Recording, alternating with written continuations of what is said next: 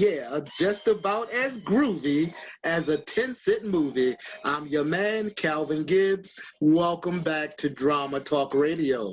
As you know, Drama Talk is the show where the word drama, DRAMA, stands for developing real and moving art. This is actually a continuing segment with my special guest today, Jeanette Hill. And Jeanette, at the end of the last segment, first I would like to say welcome back. And in the last segment, we were talking about doing theater, especially in this pandemic environment. And we were talking about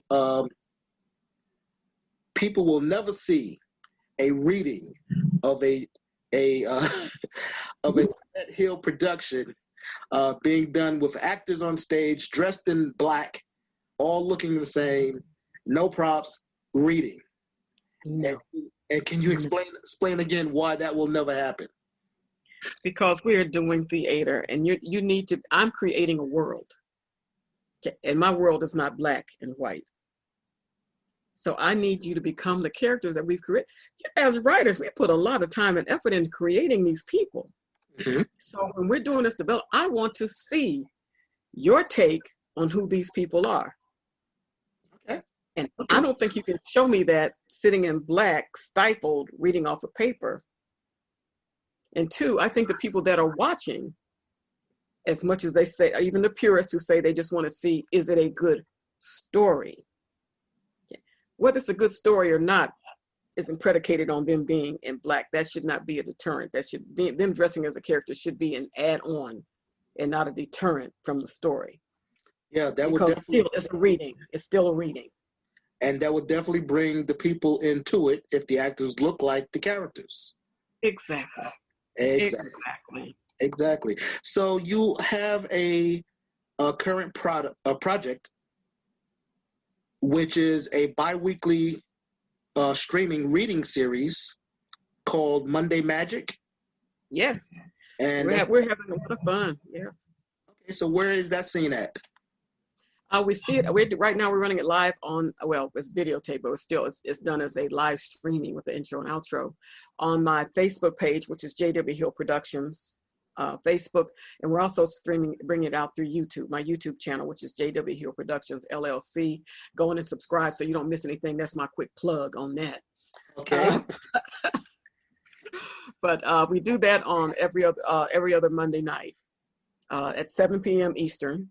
Okay. We were originally doing like full lengths all at one time, but we're finding that it's difficult to keep people just sitting there on a computer screen or a phone for that long. So we're starting to break up the segments so that they're running around 20, 30 minutes. Maybe if it's a one act, maybe 45, we'll let it run full.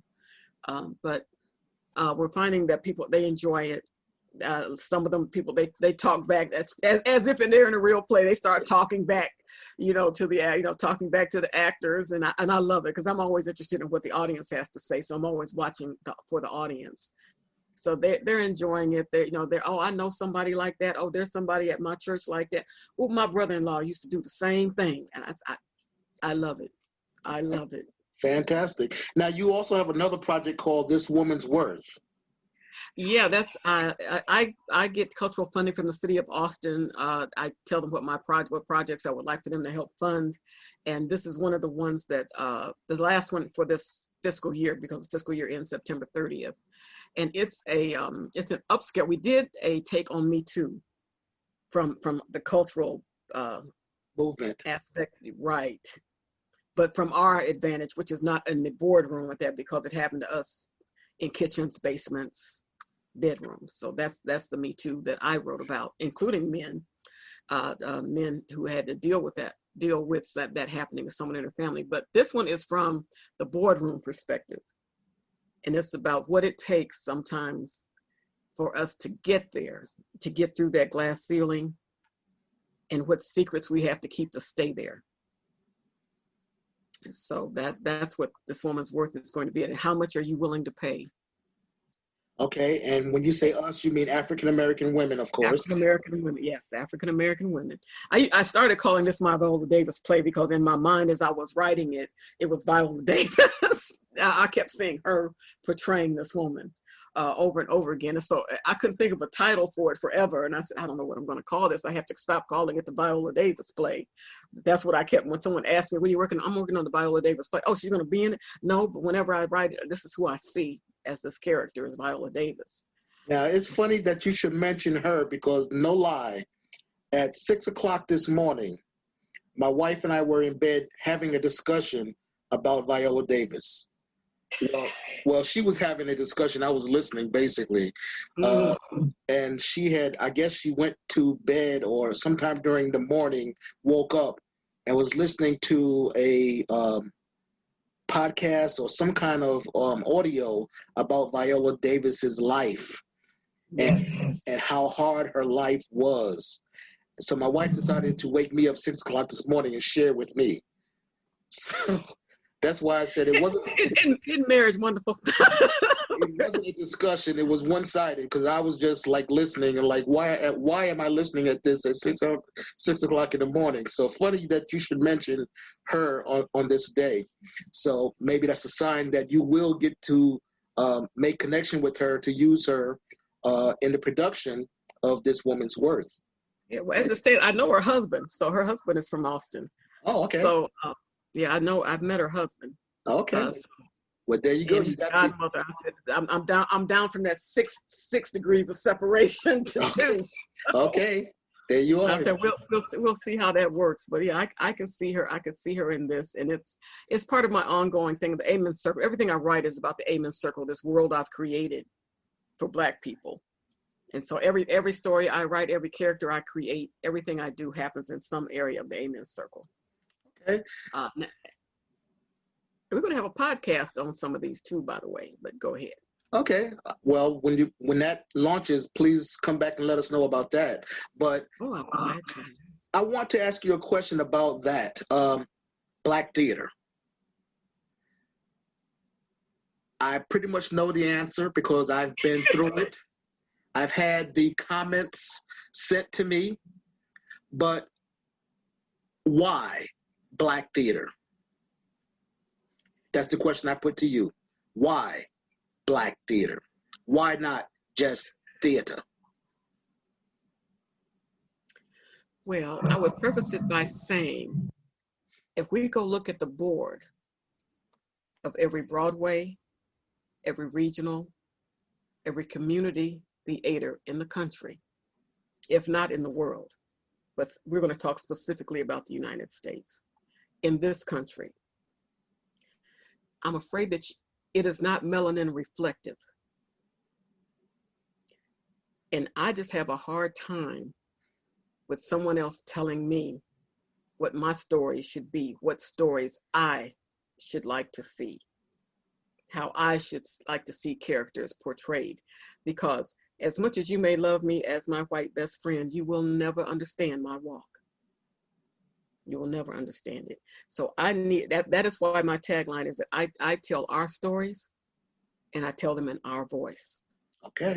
Because you have a lot of people that tell Black stories. You have a lot of large film companies. You have other theater companies, but they're gonna pick up a Black play. They're gonna cast a Black play, a play with Black people, but they're going to tell it from their perspective. Exactly right. Of the director of what they want to see, and that director is going to be reflective of the board, no matter what they tell you about them being free will. They are going to be directing it reflective of the board, who is very jealous of their audience. So they don't want anything on that stage that may endanger their audience base. So they can't tell my story in my voice because that's a risk. Exactly. And as we said in the last segment, it's all about perspective. How two people can look at the same thing and see it differently because their realities are different. I recently, this is just in the last 48 hours, heard politicians, political pundits on these different talk shows, news shows, talking about how Kamala Harris is not Black. From I'll throw one name out there because you Yeah, me and him are like this. Rush Limbaugh, and she's not black. Another person, she's not black. She's never done this. She's never had to do this. She's not black. Well, how do they get to determine who's black? And Yeah.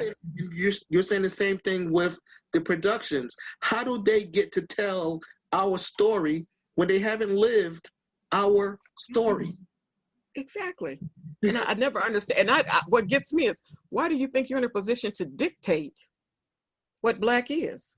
Mm-hmm. Mm-hmm. Because if that's the case, I'm going to have serious concerns, because we're going to talk perspective again. Because from my perspective, Rush Limbaugh is not a real man. So now does he not become a man because I said that? Ooh, that sounds like another segment coming up soon. Is that what that means? Because if he gets to talk about what she is and what she isn't, I get to say things about what he is and he isn't. But unfortunately, the reality is he can't define Kamala Harris any more than I can define him. Now, let me ask you this question about theater and playwrights and all. Then I know where your focus is, but can a African-American playwright, producer, let's say playwright, actually tell a story not meant for African-Americans from the authors, let's say it's a white author, from their point of view? Just kind of flipping the script a little bit. Much more easily than the other way around, because we've been indoctrinated into a white society. So we know what it takes to be able to maneuver, what works and what doesn't work. We spent too many years trying to assimilate into that society, making decisions about what success is, making decisions about what family is, making decisions about what religion is, based on what's been heaped on us by white society for not only generations, but for centuries. So yes, we are much more fluent in whiteism than they are in blackism. The reason that I asked the initial question about black theater is because when my wife and I were involved with producing theater, and we would put our little postcards and flyers on different vehicles, like let's say a parking lot, we received a email from someone who decided to tell their views of why black theater was non-existent, why it sucked, why we were wasting our time, blah, blah, blah, blah, blah. And we kept that. We actually framed it, and we kept it as a motivation to us. Absolutely. To produce the best African-American productions that we could. And it's just interesting how people will go to those ends to tear somebody down that's doing something positive. And honestly, I don't care. As far as theater, if you are black, white, green, I don't care. As long as your intentions are pure and you're telling a true story. Thank you. I don't care. I don't care. So, and that's what they don't understand. And usually with the people that are doing that, and I unfortunately allowed myself to be drawn into an altercation like that with someone of a different hue and culture, not too long ago, and I almost let them pull me off my score. And it dawned on me after going back and forth with them for a while is that their issue was not with black people and black theater, even though that was how they were presenting it. Their issue was with their perception of what they lacked in themselves. Amen. He lacked the compassion, the understanding. And it was like, if you're not going to think white, you can't be thinking right. And you need to be trying to adapt. And I had to explain to him and there's a growing number of us at this point. I'm on the bus for the decolonization of white theater. Okay. By that I mean I no longer adhere to what you tell me has to be the structure, how it has to be presented, how my actors need to act. I'm going to tell my story the way I want to tell my story. Okay. Okay. And there should Now, be. yes, I know that will not fit into the quote traditional structure, and they're going to be those people, those producers, those theaters who are not going to be like, oh no, you don't know what you're doing. And it's not that I don't know what I'm doing, it's that I know how I want it done. That's right. And you will not do that, which is why I self-produce. And the ends definitely represent the means, because you are the recipient of numerous national awards and recognitions, from the Atlanta Black Theater Festival, the DC Black Theater Festival, Kingdomwood Christian Film Festival, um, different reading series from Woody King, New Federal Theater, Black Pearls Magazine, Urban Playwrights United. So you are definitely doing something right. And it's just their opinion. Opinions are like, really buttholes. Everybody has one.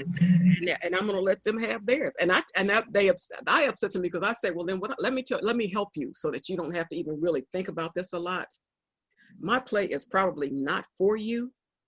So save us both of them. Don't buy a ticket. I'm not mad at you.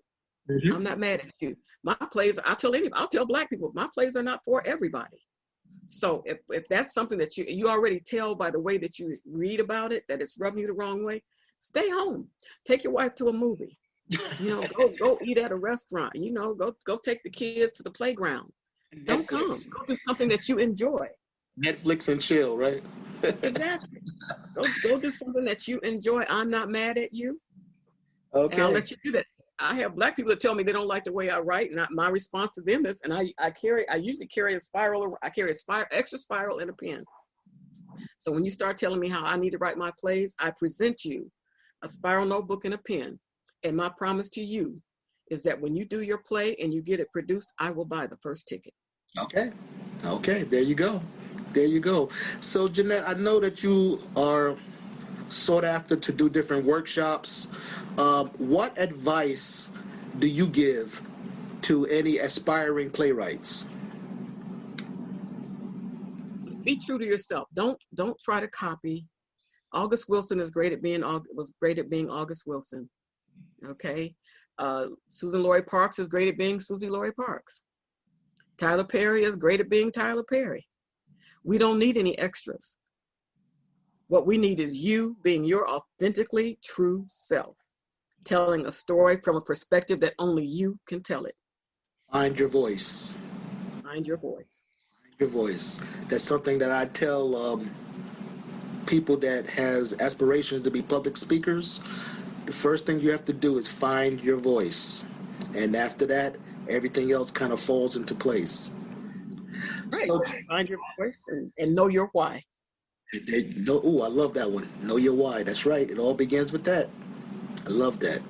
So, Jeanette, we're going to wind up pretty soon, but I want to know, what do you have on the radar coming up, and any contact information that you can share with us? What we're doing is we've decided now we know Broadway or no other theaters for the most part are going to be opening until probably late winter or early spring. We're going to continue the Monday Magic series, and we're also going to bring on some other short parts that can also fall under the Amen Circle project. And everything that I write, all 150 of my plays are under the Amen Circle. Everything I write comes under the Amen Circle. It's a fictional area, Black area that was owned by a former slave, and over the generations, it's just kind of mutated into what it is today. But we're going to be doing some more things. We're going to have a podcast called The Amen Circle, hopefully starting in October. But what we're going to do, because even though they're going to be serialized, we're looking for some new voices. We're looking for some new voices that we can use in our readings. Those people, I would love to hear from you. If you're committed and you know that this is something that you might be interested in, you can send a headshot, a reel, and a short bio to Jeanette, JEANETTE, at JWHill Prod, JWHILLPROD.com. I would love to hear from you. I will be looking at bringing in some more people. Again, it's not a very long commitment. They're shorter pieces. But again, it gets the stories out there. It gives the audience something new to look at, and it gives actors a chance to keep their skills honed. And you never know. You never know who's listening. Okay. You never know who's listening. And you can also find Jeanette on Facebook, JWHill Productions LLC. You can follow her on Instagram, Twitter, and YouTube, JWHill Productions LLC. Jeanette, I have one last question for you because we're in this election season coming up pretty soon. And yes, this is something that we have to acknowledge because we're here. And I've heard so many people say this is probably one of the most important votes of our lifetime. We all know where we're at, what we've gone through the last 3.5 years, and what could possibly be in front of us based on this election. With your platform that you have, are you considering getting any information out? Yes. And if so, that's how? Important. Yes, we're going to, what I would love to do is to have some of these people that have this voter registration and voter things contact us, because we would love on Monday Magic to highlight you as some place that people can contact. My personal feeling, and I have a friend here that we share this with because they're trying so hard to make sure that we can't do any mail-in voting, is that I think right now that we need to be grabbing every church van, every unused school bus, and set up a schedule that we can socially distance inside those vehicles and do a run all day back and forth to these facilities. There's early voting, so there's no reason for you to wait until November. Right. Let's start now. Let's connect with churches. Let's connect with other organizations. Let's start getting these runs going where people let's get them there like they used to do in the old days. Let's get them there. And right. Let's vote. And for anybody that doesn't vote, I'm just going to put this out there. If you don't vote, first of all, if you're already a friend of mine on any social media thing, please unfriend me. Please unfriend me. And secondly, when you don't vote, you're saying you want Donald Trump to stay in the White House. That's what you're saying when you don't vote. Okay. All right. I did a video blog recently, and I pretty much said the same thing, but my theme was, if you don't vote, then I don't want to hear it. I don't want to hear it, because I remember after the last election going to McDonald's that next morning, and I saw these young Hispanic ladies, and they were laughing and giggling. They were of voting age, and they were giggling about how they didn't vote and blah, blah, blah, blah, blah.